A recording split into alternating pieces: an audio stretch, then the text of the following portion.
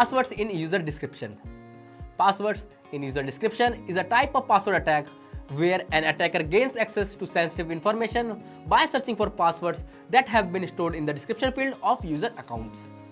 This field is typically used to provide additional information about the user, but unfortunately, some administrators may inadvertently store passwords in this field, creating a potential vulnerability. Let us now find out if there are any user passwords present in our target domain. For that, we will again be using PowerView for an enumeration. As always, bypass PowerShell execution policy before loading any scripts by running PowerShell-EP bypass. Now let us load our script by going over to the tools folder and running /powerview.ps1.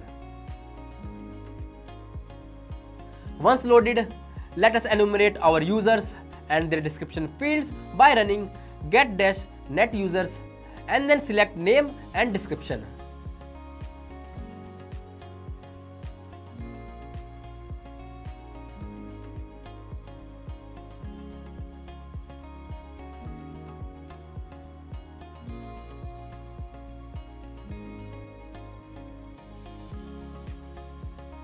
We can see that a user has their password hard-coded in the description by their administrator. Let us now add this user and their password to our notes, which can be used later.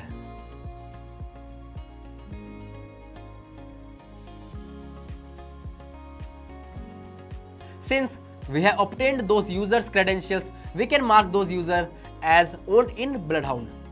This will help us visualize more attack paths. Simply go over to a user, right click and then select mark user as owned. Once we do that for all the users, we can view any additional attack paths by going to the analysis tab and selecting shortest path to domain admins from owned principal.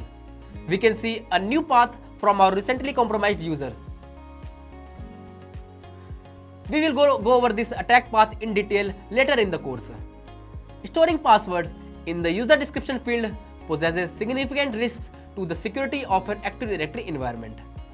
An attacker with access to this data could easily obtain password and gain unauthorized access to user accounts or administrative privileges, potentially leading to data breaches, system modifications without authorization, and compromised network integrity.